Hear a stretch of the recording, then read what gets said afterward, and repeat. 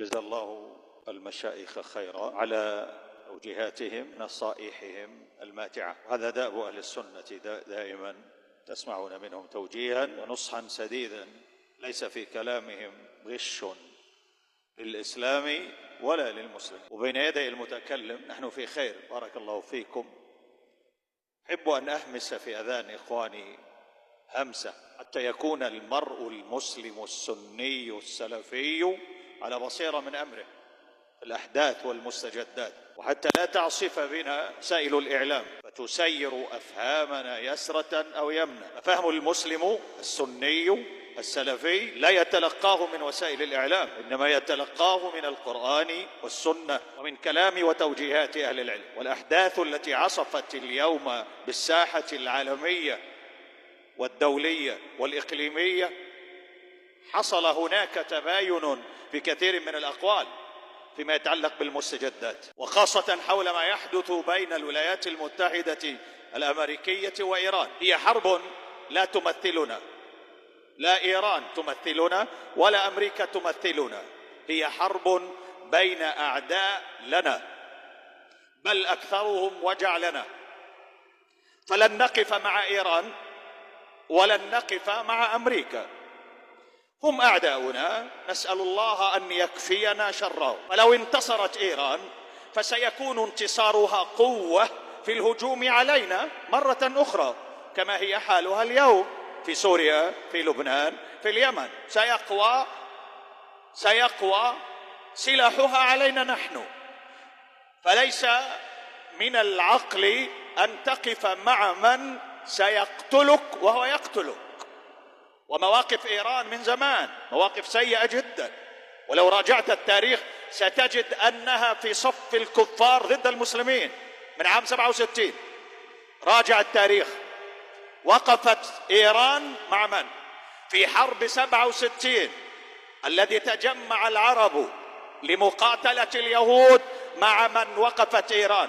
وقفت مع اليهود والعرب جميعا، وقامت الجامعة العربية وجمعت الأمة العربية واتجهوا صوب اليهود، وإيران وقفت مع اليهود في 67. في عام 73 تجمع العرب وأيام خط بارليف وذهبوا لقتال اليهود، وقفت إيران أيضا مع من؟ وقفت إيران مع اليهود أيضا في عام 73. في عام 80 أيام حرب صدام حسين مع العراق 8 سنوات مع إيران، حرب مع إيران، حرب. اليمن شارك في حرب العراق ضد إيران، وأهل الخليج شاركوا ضد إيران، لأنهم يعرفون مشروع إيران الصفوي الخبيث الذي لا يميز بين مسلم وغيره، يريد أن يجهض الكل. تخيل أن اليهود وقفت مع إيران حرب صليبية إسلامية بين أرمينيا وبين أذربيجان دولة إسلامية، وأرمينيا دولة نصرانية. مع من وقفت إيران؟ وقفت مع أرمينيا، وهذا في عام 83. أرمينيا كافرة نصرانية، وإيران تقف معها ضد أذربيجان. في بداية التسعينات وفي عام 94 بالذات حصلت حرب بين الشيشان وبين روسيا، وقفت إيران مع روسيا ضد الشيشان. في أواخر التسعينات حرب في أفغانستان مع الولايات المتحدة الأمريكية، وقفت إيران مع الولايات المتحدة الأمريكية. حينما غزت الولايات المتحدة الأمريكية العراق وقفت إيران مع الولايات المتحدة الأمريكية، ودخلت إيران فوق الدبابات الأمريكية لتهين أهل السنة وتهين أهل الإسلام. وقتل بسبب إيران في العراق ما يقارب من 2 مليون عراقي، بين شريد وبين قتيل.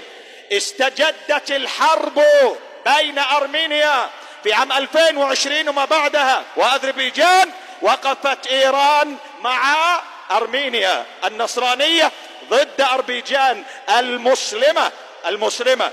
إيران قتلتنا في إيران، الحكم الرافضي قتلنا في إيران، وقتلنا في العراق، وقتلنا في سوريا وقتلنا في لبنان ودمر فلسطين. الحكم الرافضي دمر غزة هو ودمر اليمن هو، وأثار الفتن في المنطقة.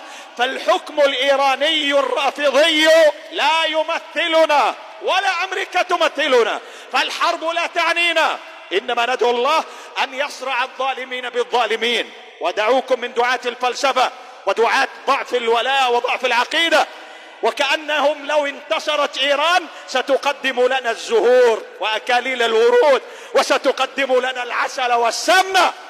إذا انتصرت إيران ستهجم عليك في مارب وتدعسك. افهم، إيران إذا انتصرت ستهجم عليك وتدعسك. اترك الكلام الفلسفي الفاضي الذي لا يليق. هؤلاء هم أعداؤنا.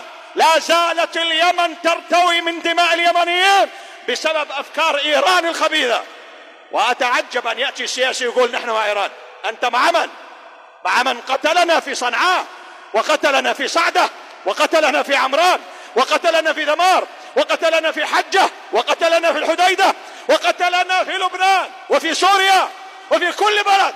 أكثر من قتلنا هو الحكم الرافض في إيران. وأما أهل السنة في إيران سيتولاهم الله عز وجل، فهم في أمر لا يعلمه إلا الله من الظلم والفساد. أتعجب من قادة عسكريين يواجه إيران في الجبهة اليوم، يواجه، ولما استجد الحرب يقول أنا مع إيران. طيب خذ سلاحكم مع إيران، لسنا بحاجة إلى أفكارك الخبيثة، ربما تبيعنا يوما بسبب أفكارك.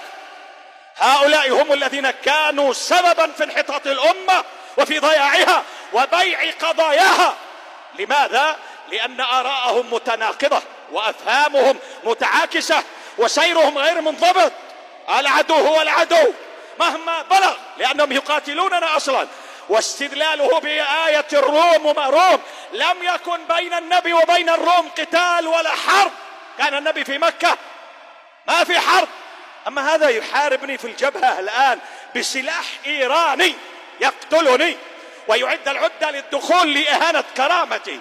فنسأل الله عز وجل أن يهلك إيران الرافضية ويهلك الولايات المتحدة الأمريكية واليهود ويكفينا شرهم.